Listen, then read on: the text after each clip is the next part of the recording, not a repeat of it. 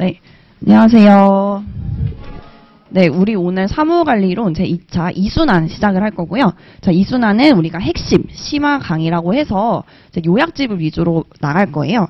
그래서 OT에 하기 앞서 잘 소개를 간단히 드리고 앞으로 이 수업에서 어떻게 진행할 건지 목표를 한번 잡아보도록 하겠습니다. 빨리 넘어갈게요. 네, 저는 이제 행정사 국가 자격시험 이제 합격을 했고요. 저는 동사로 합격을 했기 때문에 자, 동사분들 충분히 하실 수 있습니다. 동사로 합격을 할 수 있고요. 그리고 지금 2차 사무관리론에서 벌써 4년차 수업을 진행을 하고 있고, 여러분들이 합격하고 나면은 대한행정사회 중앙연수 이제 교육연수원에서 법정교육을 듣게 되어 있는데, 거기에서도 지금 수업을 하고 있고요. 행정학은 약 10년 정도 제가 공부를 했기 때문에 누구보다 이 행정에 대해서 주관식 정확하게 알려드릴 수가 있을 것 같습니다.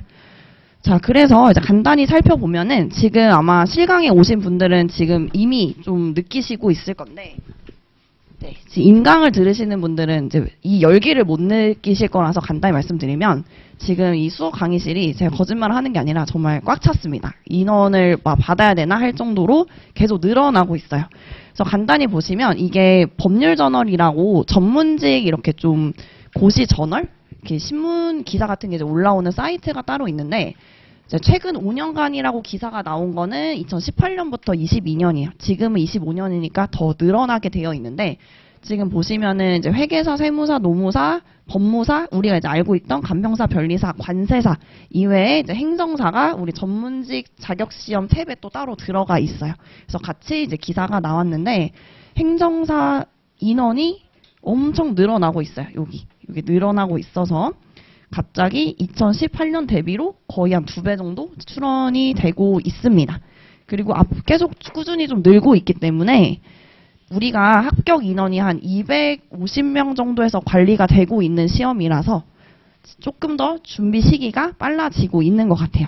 그래서 이거를 알고 이제 너무 힘들겠다, 스트레스 받자 이게 아니라 이렇게 점점 다른 전문직 시험은 몇십 회가 됐기 때문에 더 치열해지는데, 그래도 우린 아직 여러분들의 13회 준비생이잖아요. 그래서 아직은 할만하다. 지금이 가장 쉬울 되겠구나를 이제 느끼시면 되겠습니다. 그래서 간단히 한번 합격률을 좀 보고서 말씀을 드려볼게요. 일단은 이제 최근 5년이죠. 최근 5년. 여러분들은 지금 13회를 앞으로 준비를 할 건데, 자, 이때 8회 때만 해도 내가 5년 전에 돌아갔어. 만약에 5년 전에 내가 행정사 알았다. 합격률 몇 프로예요? 35%. 너무 부럽죠? 점점 떨어지는 게 보이시죠? 9회 때 27, 18, 13. 작년 합격률 11이에요. 물론 일반 행정사가 훨씬 많기 때문에 제 일반 행정사 기준으로 가지고 왔습니다. 자, 보시면은 지금 5년 단위로 거의 앞자리가 바뀌고 있죠.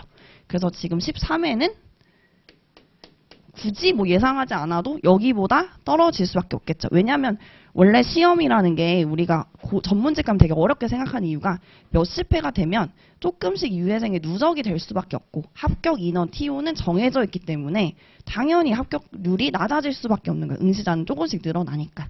그래서 어려워질 거지만 만약에 우리가 앞으로 5년 뒤 18회에서 다시 거꾸로 돌아보면 이때가 얼마나 쉬웠을까? 문제도 너무 쉬웠네? 이렇게 될 수가 있다는 거죠.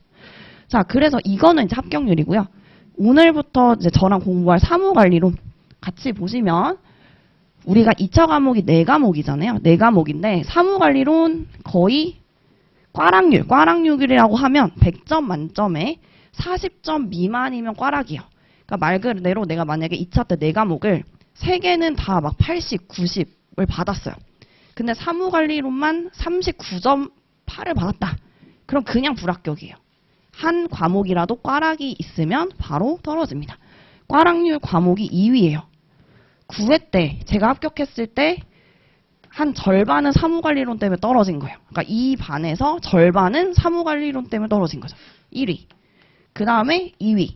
11회 때는 한 좀 쉽게 나왔던 거죠. 3위. 근데 12회 때도 꽈락률 몇 프로요? 64% 1위. 그래서 사무관리론 보시면 아시겠지만 거의 그냥 1, 2위를 다투는, 그냥 되게 좀 핵심적인 과목이겠구나 생각을 해 주셔야 돼요. 핵심적인 과목이겠구나. 그래서 결론이 뭐예요? 너무 어려워진 애가 아니라 지금이 가장 빠르다 이거죠. 지금이 가장 빠르고 미리 동사하시는 분들도 1차 물론 중요하지만 결국에 2차를 합격해야 행정사를 합격하는 거기 때문에 지금 트렌드에 있어서는 2차도 같이 준비를 할 수밖에 없습니다.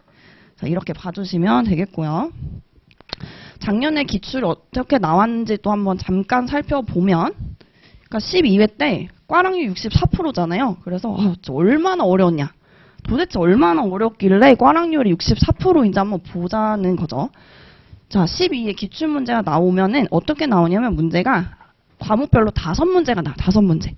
근데 5문제가 어떤 형식으로 나오냐면 문제 1에 물음 1 그리고 물음 2예요. 근데 배점이 20점, 20점이기 때문에 실질적으로 하나, 둘, 그리고 문제 이제 2죠. 2, 3, 4 이렇게 나옵니다. 그러면 문제 수로는 4개지만 20점씩 사실 5개. 그래서 실질적으로 5문항이 나온다고 생각을 해주시면 돼요. 자, 그럼 하나씩 볼게요. 똑같이 이제 문제 1의 배점은 40점이지만 그 중에 물음 1에 20점짜리가 나와 있죠. 자, 물어보는 거 뭐예요? 법정 민원, 고충 민원 개념, 거부 처분에 대한 이의신청 방법, 이의신청 처리 절차에서 3개를 물어봤어요. 자, 모의고사 때 작년에 봤던 모의고사죠. 민원의 개념과 종류에서 여기 있는 내용 똑같이 들어가 있는 거죠. 그래서 문제 1에 대해서도 하나는 3개 중에 물어보는 것 중에 일단 하나를 쓸 수 있었고 그 다음에 또 보면 문제 똑같은 물음 1에 모의고사 3회 때도 거부 처분에 대한 이의신청 개념, 거부 처분에 대한 이의신청 내용 들어가 있죠. 들어가 있고 이의신청 방법 및 처리 절차, 이의신청 절차 우리 다 모의고사 때 봤던 거예요. 그러니까 뭐 엄청난 게 나온 게 아니라 모의고사 때, 2회 때 봤던 거, 3회 봤던 거 섞어서 그냥 출제를 한 거예요. 근데 꽈락률 몇이에요? 64%. 그러니까 뭐예요? 못 외운 거죠, 정확하게. 그러니까 연습을 좀 많이 하셔야 된다. 이 말씀이죠. 그래서 물음 1 이렇게 쓰셔야 되는 거고요. 지금 다 물음 1, 2개, 3개 다 나온 거죠. 그 다음에 넘어가서 물음 2요. 이제 물음 1, 그 다음에 물음 2 보면 법정 민원을 제외하고 행정기관장이 접수한 민원 중 민원 처리하지 않을 수 있는 사항. 자, 이 사항은 우리 모의고사 2회 때 민원 처리 예외 사항 5가지를 쓰라는 제가 문제를 냈어요. 이거를 한국말로 풀어 쓴 거죠. 민원 처리 예외 사항이 민원 처리를 하지 않을 수 있는 사항. 그러니까 똑같은 단어인 거죠. 그래서 이렇게 문제가 나왔어서 물음 2도 당황했을 수는 있지만 어쨌든 내용적으로는 동일합니다. 그래서 물음 2 작성을 하시고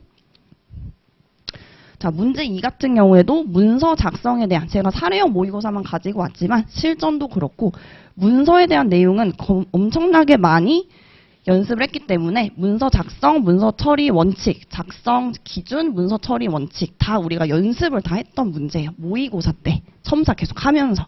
그래서 문제 2도 이미 모의고사 때 한 번 다 풀고 가는 문제다라고 보시면 되시고요. 자, 그리고 문제 4번 볼게요. 업무관리 시스템 구축 운영 주체, 업무관리 시스템 일반적인 기대 효과. 자, 사례형 모의고사 6회 때 업무관리 시스템 개념 구축 운영 다 나왔었는데 기대 효과는 우리가 기본서에 있는 내용이에요. 조금 더 지역적인 법에는 없는 기대 효과를 조금 더 넣었다. 그래서 문제 4까지는 무난하게 쓸 수 있는데 문제 3이 완전 불이타였죠. 문제 3이. 자, 문제 3 불이타 한번 보시면 불이타라고 하는 개념은 교재에 없어요. 법에도 없어요. 왜냐면 우리가 사무관리 법이 아니라 사무관리론이라고 되어 있잖아요. 과목 이름이. 이 이론에는 여러 가지를 다 넣을 수가 있는 거예요. 범위가 엄청 넓기 때문에. 그래서 사무개선 개념과 사무개선을 위한 집단 아이디어 발상법 법에도 없고요. 편람에도 없고요. 교재에도 당연히 없어요. 시중 교재에 아무것도 없고 이거는 제가 어떤 찾은 교수님의 그런 저서 같은 데에 한 페이지에 있어요. 그래서 제가 찾았어요. 근데 이런 거를 우리가 공부하기 위해서 할 수는 없기 때문에 모두 못 쓴다. 모두 못 쓴다. 그래서 이거는 점수와 그리고 합격, 불합격에 아무런 영향을 끼치지 못합니다. 물론 백지로 쓰는 게 아니라 뭔가 집단 아이디어 발상법에서 좀 센스 있는 분은 뭐라도 쓰겠어요. 뭔가 브레인스토밍 같은데? 이 정도는 쓰면은 근데 또 브레인스토밍이 정답이에요. 또 맞아요. 그러니까 그렇게 맞으면 또 이제 맞아가는 건데 완전히 당황해서 완전 다른 내용을 쓰거나 아예 백지를 쓰거나 하면은 이제 점수 차이가 날 수밖에 없는 그런 문제인 거죠. 그래서 이런 3번 같은 경우는 이제 완전 불이타. 근데 나머지 같은 경우에는 충분히 교재를 공부하고 모의고사를 공부하면 충분히 실제 시험에서 쓸 수 있는 문제다. 근데 왜 이렇게 꽈락률이 높고 힘드냐? 외우기가 어렵죠. 왜냐면 너무 생소하기 때문에. 그래서 같이 한번 또 보도록 하겠습니다. 그러니까 이런 식으로 나옵니다. 12회 출제 경향 보면 이렇게 불이타 제외하고는 불이타도 가끔 나오지 안 나오는 해도 있어요. 근데 안 나오는 해고 다 맞았어요. 그러니까 모두 제가 뭐 다 맞췄고 여러분이 공부한 거에서 다 나와도 상대적이기 때문에 누군 합격하고 누군 떨어질 수가 있다 이 말인 거죠. 그래서 과목 소개를 좀 간단히 드려보면은 이제 아시겠지만 사무관리론은 약수령이에요. 그러니까 사례가 없습니다. 되게 복잡하게 내가 생각해서 풀 게 없어요. 그러니까 만약에 절차나 민법은 시험 끝나면 1번 문제 A 논점 같다, B 논점 같다 막 토론을 해요. 사무관리론은 그냥 끝나면 다 욕해요. 망했다, 너무 어렵다. 모두가 한마음 한뜻으로 욕을 해요. 막 민법 절차는 누가 맞다, 누가 맞고 그래서 다 자기가 맞은 줄 알아요. 합격한 줄 알아요. 근데 사무관리론 다 망한 줄 아는 거죠. 잘 못 썼다. 근데 막상 까고 나면 막상 사무관리 점수가 훨씬 잘 나오고 민법이나 절차를 내 논점이 틀렸다. 그럼 그게 오히려 점수가 안 나올 수 있는 거죠.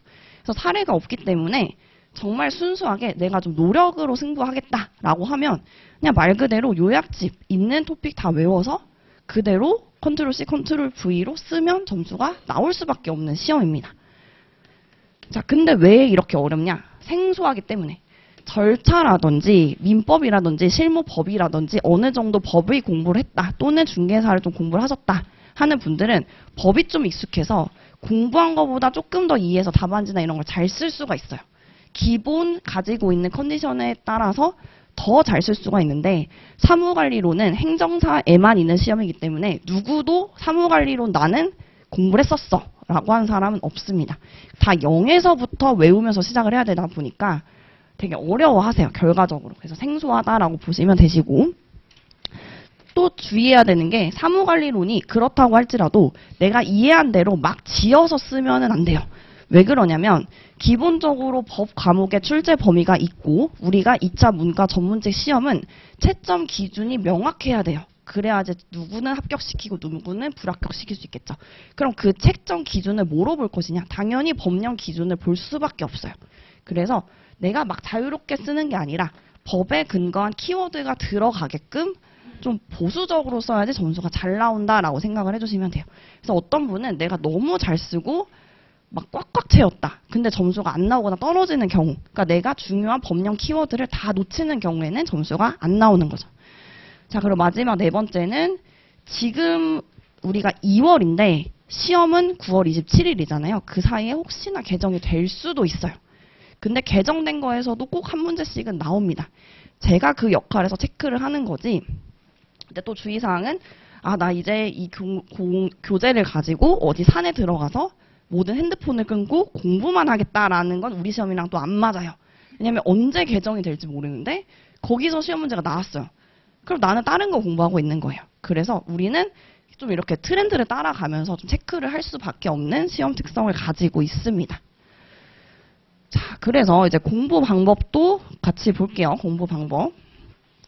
공부 방법 보면 혹시나 다른 시험 공부하다가 오셨는 분들도 있겠지만 우리는 법전이 없어요. 법전 없다. 그러니까 내 머릿속에 법이 다 들어가 있어야 되는 거죠. 제가 매 수업 시간에 말하지만 여러분들은 그냥 펜 한 자루 가지고 시험장 가는 거예요. 거기서 백지 보고 내 과목을 쏟아내야 돼요. 그러니까 머릿속에 들어가 있어야 돼요. 1번. 자, 그럼 두 번째. 도대체 뭐를 그러면 쏟아낼 수 있어야 되냐? 목차랑 키워드를 쏟아낼 수 있어야 돼요. 문제를 보고 목차 키워드를 쏟아낼 수 있게끔 연습을 하는 거예요.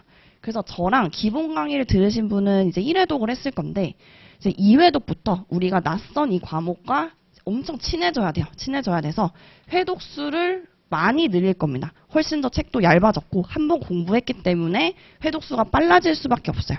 그래서 회독수를 늘리는 방식으로 한마디로 이제 암기반인 거죠. 우리는 핵심 심화는 키워드 계속 암기하면서 목차 암기하면서 들어가야 돼서 가장 1순위로 잡으셔야 되는 거는 목차 외워주시고 키워드를 잡아주시면 내용살은 채워져요. 왜냐면 이해가 됐기 때문에. 근데 반대로 내용을 자꾸 외우려다 보면은 이게 쏟아내지지가 않습니다. 그래서 목차랑 키워드를 우선적으로 암기를 해주시면 되시고요. 자, 그래서 강의 목표를 말씀을 드리면, 자, 우리 핵심 요약집 보시면은, 자, 이렇게 되어 있습니다. 이게 핸드북처럼 되어 있는데, 이 요약집을 한마디로 달달달달 외울 거예요. 전체 토픽이, 그러니까 올해는 다행히 개정사항이 한 2개 정도밖에 없어서, 거의 책 변화가 없습니다. 그래서 제가 수업 시간에 말씀을 드릴 거지만 작년 책으로 하셔도 무관은 하세요. 근데 제가 표현 같은 거 조금 바꾼 게 있긴 합니다. 그래서 전체 74개의 토픽이 있는데 우리는 9월 27일까지 74개의 토픽을 그냥 외울 거예요. 열심히. 근데 이해하면서 외워야지 외워지겠죠. 같이 외울 건데 항상 들어오는 질문. 기본서로 외울까? 기본서로 외울까? 요약집으로 외울까 고민이 되실 거예요. 일단 제가 4년차의 경험상 재작년 수석분도 요약집으로만 외웠고 저도 요약집으로만 공부를 했기 때문에 요약집으로 공부를 마지막에 요약집으로 공부를 하실 거예요. 이걸로만 써도 충분히 합격하실 수 있고 물론 기본서로 버리라는 게 아니라 내가 요약집 보다가 조금 이해가 안 되거나 아니면 기본서에 있는 내용을 좀 더 추가하고 싶다. 그런 식으로 이 요약서의 베이스로 해서 나만의 서브노트로 단권화를 시키면 돼요. 단권화를 시키면 되시는 거고 제가 기본서로 암기하시는 분을 간혹 한 분씩 두 분씩 보는데 그분들은 되게 고득점 받으세요. 사무관리로 막 60 후반대, 70 초반대 이걸로 회독하시는 분은. 그래서 선택을 하시면 되겠지만 요약집으로 하셔도 충분하시다. 이렇게 말씀을 드릴게요. 그래서 요약집 복습하고 암기 열심히 할 거고요. 이번 시간 지나고 우리가 2회 수업 때부터는 수업 시작하고 약 10분 정도 제가 문제 하나를 출제를 할 거예요. 그래서 단문 1문제를 답안 작성을 하는데 어느 정도 내가 답안을 쓰면 되냐? 목차, 키워드 쭉 뼈대 잡을 수 있을 정도로 보자마자 나오냐 이 연습을 좀 해주시면 될 것 같습니다. 그리고 수업 마지막 때 우리가 이 수업이 끝나는 즉시 바로 모의고사가 들어가요. 그러니까 이 수업 과정 내내 암기를 목차랑 키워드를 하지 않으면 바로 모의고사 과정으로 넘어가야 되니까 그 전에 제가 답안지 작성 특강을 해드릴 거예요. 자, 이렇게 진행이 될 거고요. 그래서 지금 이 수업을 듣는 분들은 2차 유예생분들, 그러니까 2차만 다시 공부하시는 분들이 있을 거고 1차랑 병행하는 동차생, 그리고 지금은 아니지만 1차 끝나고 2차만 공부하시는 이제 생동차생분들이 인강으로 또 들어오실 수가 있으니까 세 분 다 학습을 하실 수가 있는데 지금 2차만 새로 유예하시는 분들은 작년에 내가 답안지를 어떻게 썼는지 한번 복기를 해보셔서 문제 분석을 하지 않으면은 그냥 공부만 2번 하는 셈이 될 수 있으니까 꼭 답안지 복기를 하시면 좋겠습니다. 자, 그리고 수업 진행은 또 어떻게 할 거냐면 당연히 교재는 메인 교재는 우리가 핵심 요약집. 그래서 요약집만 가지고 오셔도 수업을 듣는 데는 무방하세요.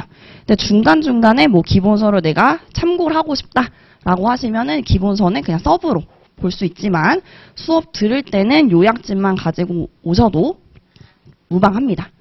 자, 그리고 두 번째로는 형광펜이 좀 중요해요. 우리는 이렇게 좀 구조화가 되게끔 답안 작성을 해야 되다 보니까 형광펜을 최소한 2가지 또는 많으면 3가지 정도 해서 크게 뭐 대목차, 그 다음에 중목차, 그리고 키워드 이런 식으로 좀 구분을 해서 하나의 색깔로 통일해서 밑줄을 그어주시는 게 좋습니다. 그러면 만약에 내가 뭐 주황색으로 큰 목차만 밑줄을 긋는다 그러면 처음에 외울 때 그 해당 토픽에 그 목차만 쭉 한번 떠올려 보고 그 다음에 키워드만 또 떠올려 보고 이런 식으로 형광펜을 제가 어디다 밑줄 그으라고 말씀을 드릴 거고 밑줄 그으시고 암기를 해주시면 되겠습니다. 그리고 아까 말씀드린 것처럼 단문 한 문제는 이제 셀프로 시험을 보는 거라서 여기서 첨삭은 들어가지 않고 답안지는 사실 우리가 요약집에 다 써 있으니까 보면서 참고하시면 되시고요. 자, 그래서 커리큘럼 지금 보시면은 어디까지 왔냐면 우리가 1차 시험 전에가 2차 관련해서 여기가 인풋 단계라고 말씀을 드렸어요. 우리 여기까지가 이제 들어오는 단계. 기본이론은 이제 완전 처음에 공부를 하는 단계고, 이 핵심 심화 단계는 플러스 이제 암기하는 거죠. 그러니까 암기도가 기본 때 한 0에서 10%라고 하면은 지금 핵심 심화는 한 20에서 그래도 30% 정도는 목차랑 키워드가 암기가 돼야 돼요. 목표가. 물론 내가 1, 2차 병행을 하는 게 아니라 2차만 하시는 분들은 이때 거의 많이 외워주시면 좋죠. 그리고 끝나고 바로 3순환 때부터 모의고사 때 뭐를 써야 되냐면 아웃풋으로 바로 작성을 해야 돼요. 자, 그런데 여기서 중요한 거는 난 아직 못 외웠기 때문에 바로 작성을 못한다 라고 생각을 해서 나중에 작성해야지 그러면 영원히 작성을 못하게 되고요. 이때는 일주일 동안 시험 범위가 아닌 거의 문제를 줘요. 외워오세요 하고 답안지를 쓰고 첨삭을 받을 거기 때문에 바로 들어오실 수 있게끔 밑작업을 해놓는다 생각을 하시면 돼요. 바로 내가 일주일 동안 외울 답안지의 연습을 지금 초벌로 한다라고 생각을 해주시면 됩니다. 그래서 아웃풋 과정에 있어서 사례형 모의고사 때 거의 60에서 70%는 외워집니다. 왜냐하면 5개씩 딱 문제를 찍어주고 계속 암기 훈련을 할 거기 때문에. 그 다음에 실전 모의고사 때 전체 전범위를 랜덤으로 5문제씩 낼 거예요. 그때는 여기서 60 그대로 가지고 와서 한 8, 90까지 외워주시고 막판에 시험 한 2, 3주 남았을 때는 쭉 끌어올려서 100%까지 채워주신 상태에서 바로 시험에 들어가야 되는 겁니다. 그래서 이때까지 쭉 열심히 달리다가 막판에 시험 2주 남겨놓고 뭔가 일이 생기거나 아프거나 하면은 합습도가 떨어지면 휘발성이 날아가요. 그러면 치명타가 되기 때문에 0에서부터 이 단계별로 쭉 끌어올려서 시험 전에 100%로 들어가는 게 우리 시험의 목표입니다. 그래서 초반에 너무 열심히 했을 때 막판에서 떨어지는 분들이 있어요. 그러니까 처음에 너무 열심히 하다가 그게 꾸준히 못 가시는 분들은 되게 힘들어하시고 오히려 처음에 이렇게 어차피 장기적으로 9월까지 갈 거니까 조금씩 늘려보자라고 하시면 막판에 완전 스퍼트에서 합격을 하는 케이스가 되게 많습니다. 그래서 제가 매번 말씀을 드리지만 자, 우리의 마인드셋은 휘발성이 엄청 강하기 때문에 밑 빠진 독에 물 붓기라고 했어요. 9월까지 외우고 분명히 외웠어요. 내가 10시간, 5시간, 3시간 외웠어요. 다음날 까먹어요. 다 그렇습니다. 저도 정말 내가 이렇게 나 대학을 어떻게 갔지? 이렇게 생각할 정도로 분명히 외웠는데 미칠 것 같은데 까먹고 분명히 외우고 나 진짜 확실히 아는 토픽이라고 생각을 해서 안 외웠는데 다음 주에 보니까 기억이 안 나. 두 문자를 그렇게 달달달 외웠는데 하나 기억이 안 나요. 그런 현상이 몇 개월째 반복이 됩니다. 절대 머리 안 좋아서가 아니고 내가 혹시나 나이가 들어서 이제 안 되는구나 아니고 그냥 원래 그런 겁니다. 원래 그런 거고 그 원래 그런 거를 6월, 7월 언제부터 외워지냐? 7월, 8월 이때부터 외워지기 시작합니다. 심지어 작년에 수석하신 분 같은 경우에는 8월에 모의고사, 그러니까 사례형 모의고사는 너무 무서워서 안 봤대요. 그리고 8월 모의고사를 봤는데 2문제 썼대요. 기억이 안 나서. 근데 어떻게 해서 결국에 수석했죠. 그러니까 8월부터 이제 외워지기 시작하는 거예요. 그래서 절대 내가 문제가 있구나 그렇게 생각하실 필요 없고 그냥 원래 그런 거고 나는 그냥 내 페이스대로 차분차분하게 하면 된다라고 생각을 하시면 돼요. 그래서 제가 계속 이렇게 중간중간에 지금 어느 단계고 제가 어느 순간 지금 안 외워지면 긴장하셔야 될 것 같아요 라고 하는 거는 심각한 거예요.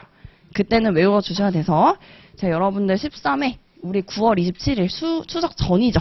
추석 전까지 진짜 빡세게 해서 미리 추석 때 어디 여행 갈 곳을 정해놓으세요. 시험 끝나고 놀아버리게. 그러니까 올해 그냥 그때 우리 여행 갈 거 생각하고 놀 거 생각해서 빡세게 해서 끝내도록 하겠습니다. 그래서 교재는 요약지, 기본서 이렇게 2가지로 나눠지는데 하나 좀 양해의 말씀을 드릴게. 오늘 추록으로 이제 인터넷 들으시는 분들도 파일로 올라갈 건데 이 토픽 3에 해당하는 것만 이제 3페이지 제가 따로 프린트를 해드렸는데 이거를 요약서의 크기에 맞춰서 옆에 좀 작게 나와 있잖아요. 잘라서 오려 붙여서 토픽 3 우리 5페이지, 6페이지, 7페이지에다가만 붙여주시면 되겠습니다. 그래서 오늘 수업 들을 때는 뭐 풀이나 가위가 없으니까 그냥 이 A4 종이에다가 필기를 하시고 귀가하셔서 잘라주시고 다시 이 요약서에다가 붙여주시면 되겠습니다. 네, 저희 기본서에는 반영이 됐는데 이게 출판사에서 여기가 반영이 안 돼서 제가 이렇게 따로 만들어 왔으니까 이것만 양해 부탁드리도록 하겠습니다. 자, 그러면 우리 수업은 이제 이렇게 11회 동안 진행이 되는 거고요. 강의 계획서만 짧게 보고 수업 진행을 할 건데요. 다른 과목에 비해서 사무관리로는 양은 작아요. 공부할 양은 적습니다. 그래서 11회로 수업이 마무리가 될 거고요. 2월 8일, 그러니까 오늘부터 매주 토요일 진행을 할 거고 요약서로 진행이 될 예정입니다. 자, 그래서 하루에 일주일 기준에 토픽 한 5개에서 6개 정도 나갈 거니까 매주 내가 5개, 6개의 목차랑 키워드는 외워야 되겠다라는 목표로 세워주시고 가시면 되겠죠. 자, 그러면 이어서 우리 수업 1회부터 보도록 하겠습니다.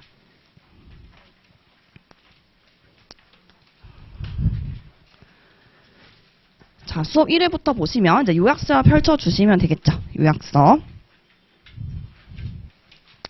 자, 앞에 이제 통칙이라든지 이런 내용을 빼고 실질적으로 외워야 되는 핵심 논점 1부터 바로 진행을 해볼게요. 자, 먼저 3페이지 가보도록 할게요. 3페이지. 일단 수업을 듣고 제가 같이 밑줄을 그어 드릴 거예요. 자, 우리가 크게 법은 이제 2가지로 나눠진다라고 기본 강의 때 말씀을 드렸고 아마 기본 강의를 안 들으신 분들도 있을 수 있으니까 크게 우리는 이제 민원 파트라고 해서 민원 처리에 관한 법령이 있고요. 그리고 두 번째 행정 파트라고 해서 행정 업무의 운영 및 혁신에 관한 규정. 그래서 민원 파트, 행정 파트 2가지로 나눠집니다. 그러니까 우리 사무관리로는 배우는 내용 자체가 민원 행정이요. 민원 행정. 그러니까 행정기관에 어떤 요구를 하는 행동에 대해서 행정기관이 대응하는 활동인 민원 행정을 담는 게 사무관리론인데 이 내용을 구분해서 민원에 대한 내용은 민원 처리에 관한 법령으로 우리가 공부를 할 거고요. 약 범위는 약 40% 정도 그리고 행정 파트는 한 60% 정도 되고 우리가 시험에서 5문제 나온다고 했잖아요.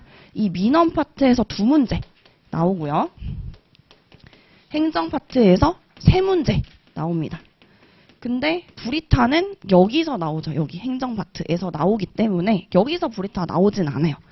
법령이 촘촘하게 되어 있기 때문에. 그럼 우리는 무조건 민원 파트는 다 외워야 돼요. 그러니까 전략 파트로 세워야 돼요. 그래서 저는 민원 파트를 이제 앞에 배치를 한 거죠. 그래서 우리는 다른 거 몰라도 민원 파트에 관련된 논점은 뭐가 나와도 다 나와야지 꽈락을 넘을 수 있다라고 생각을 해주셔야 돼요.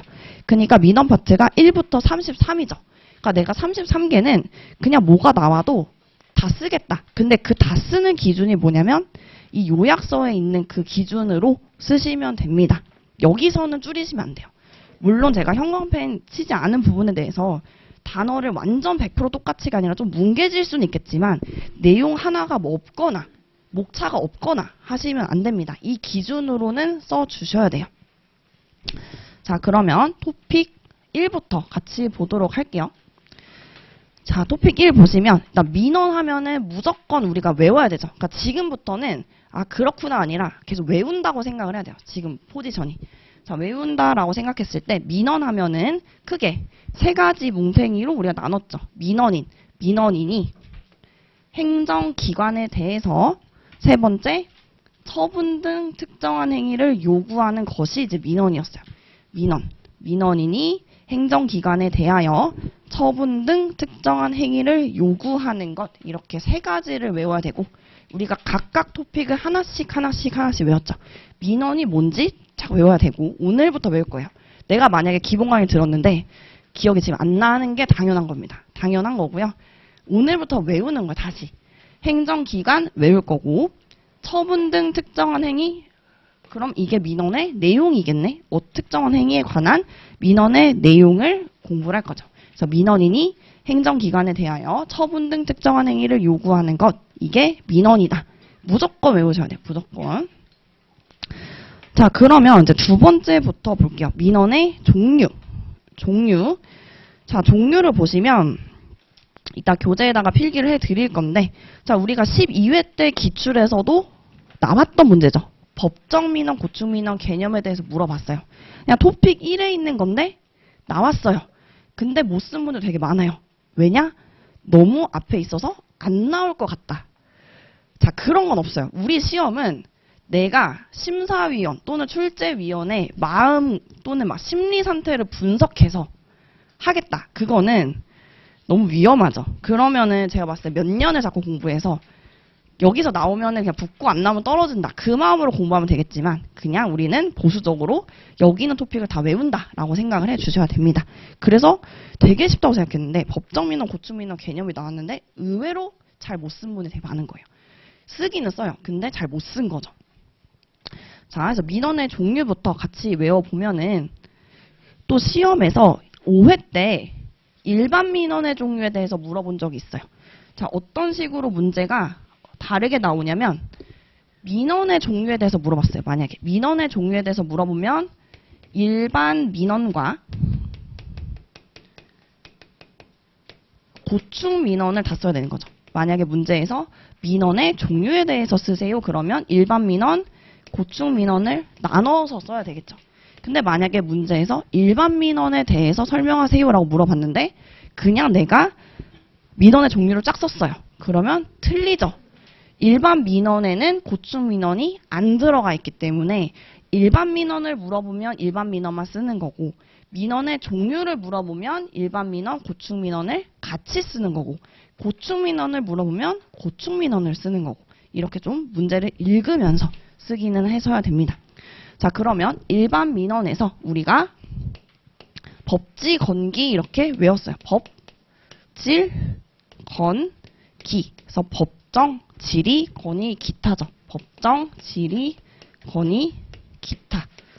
자, 이제 외워보는 거예요. 법질, 건기.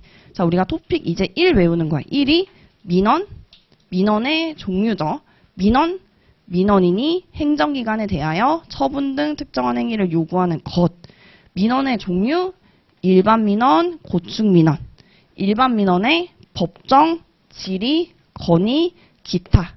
일단 이렇게 목차를 한번 외우는 거예요. 그 다음에 내용.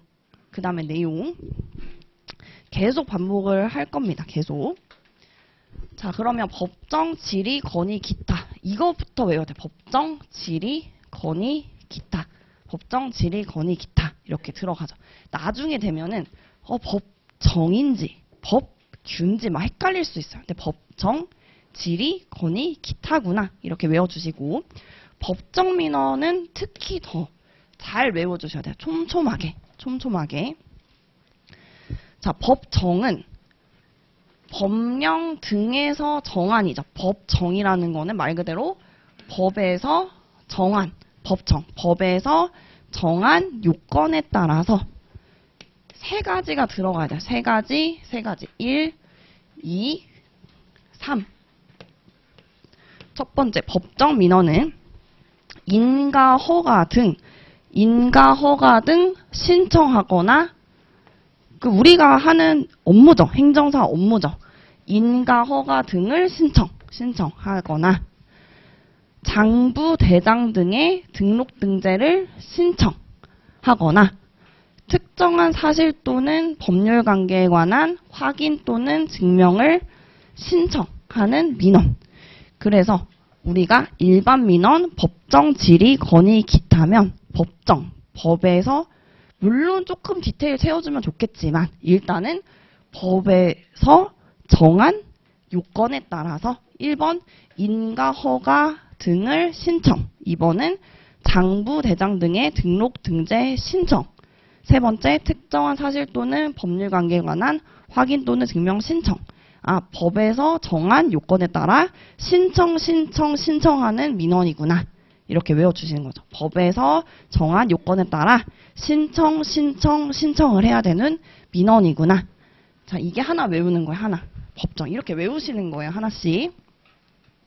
자, 두 번째. 이제 질의죠. 질의는 우리가 질문을 할 거예요. 질문. 그러니까 우리가 행정사로서 굉장히 많이 하는, 그러니까 사무관리론이 왜 필요하냐?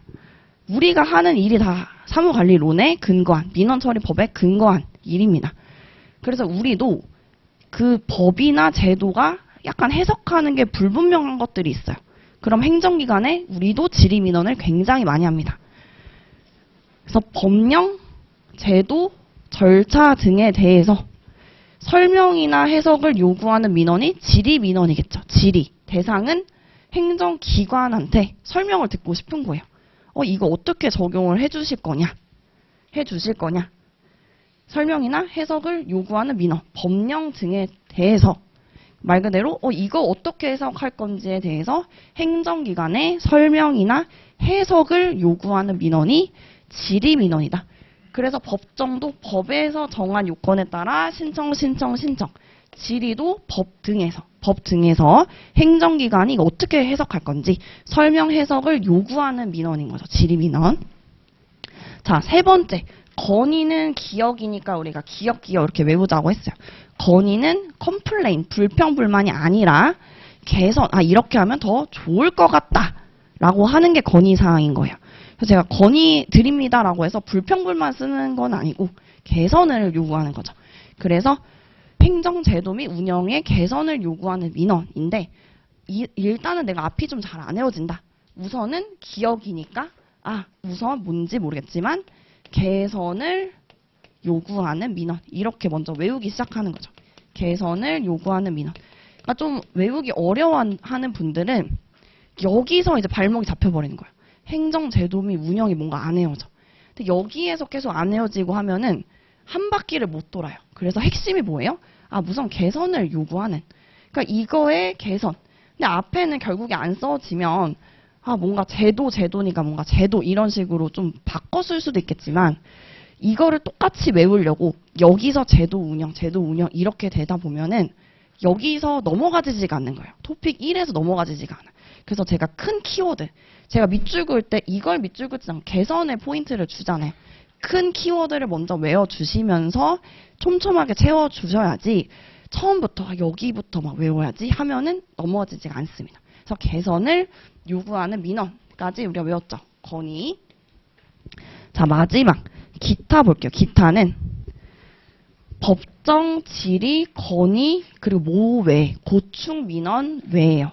그러니까 이 일반 민원에서 법정, 질의, 건의 이외의 민원이 아니라 법정, 질의, 건의, 고충 민원 외에. 그러니까 전체 모든 민원 중에서 나머진 거죠. 나머지가 기타. 그러니까 한마디로 이 기타는 법정, 질의, 건의, 고충 외인 거죠. 고충 외에 두 가지예요. 기타 민원은 두 가지. 첫 번째는 우리가 원래 생각했을 때 민원 뭐였어요?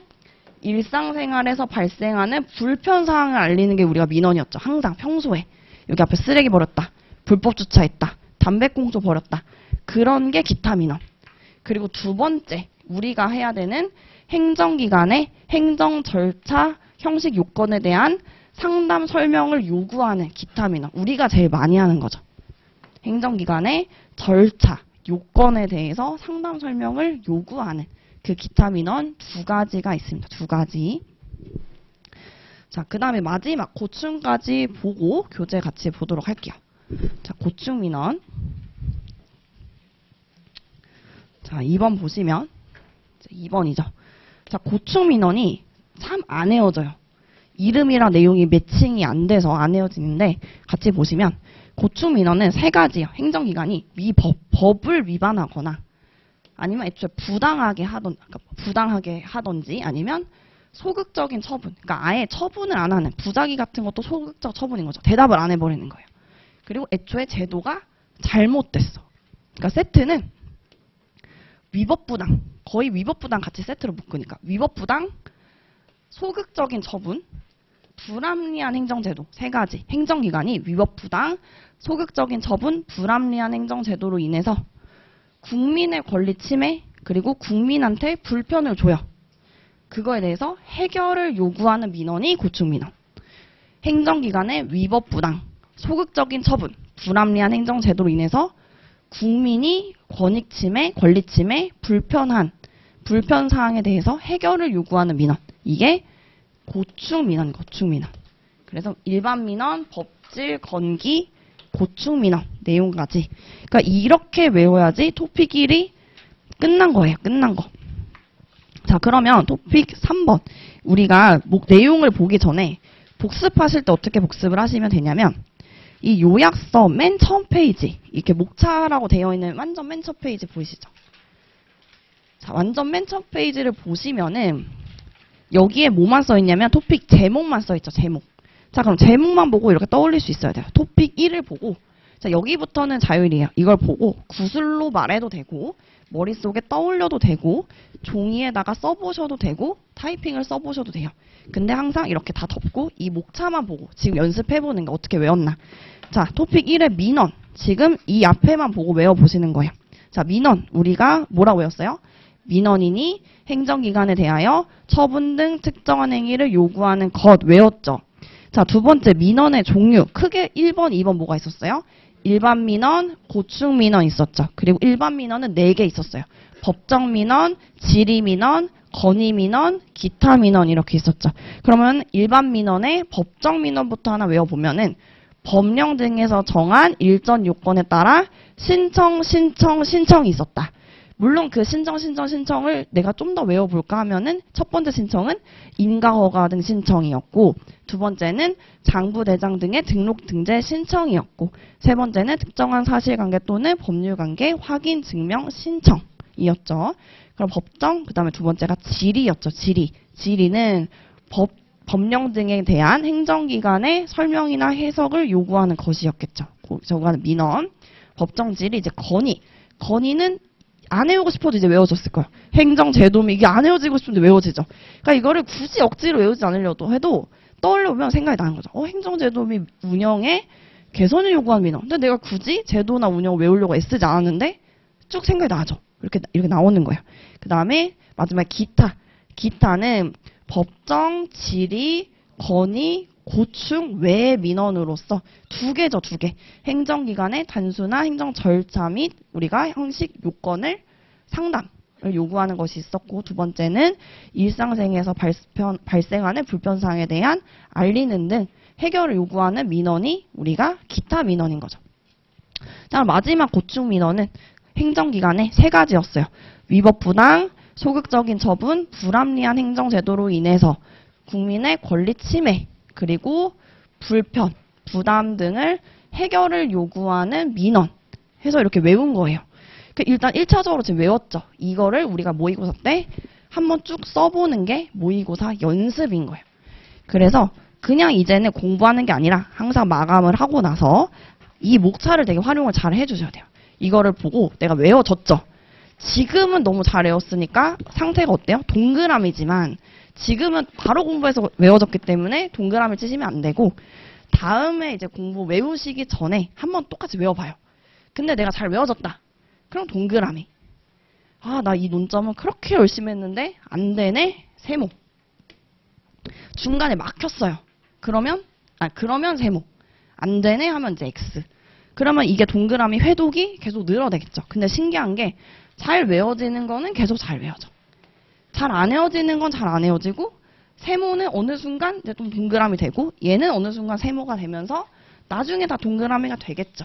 이런 식으로 표시를 해놓으면 나중에 내가 X만 되게 많은 토픽은 따로 시간을 더 내서 그때 이제 깜지를 써보시던지 연습을 하는 거지, 모든 논점을 다 깜지를 쓰면은 굳이 잘 외워지는 것도 내가 시간을 똑같이 쓰고 있는 거예요. 그러니까 여기에 시간을 더 써야 되잖아요. 이제 안 외워지는 거.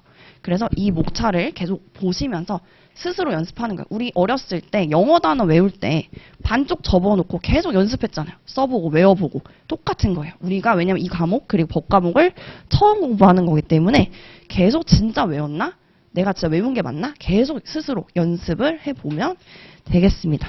자, 이런 식으로 우리 토픽 1 공부한 것처럼 토픽 5까지 오늘 다 외우고 갈 거예요. 외우고 갈 거고, 잠깐 쉬었다가 3시부터 2교시 진행하도록 할게요.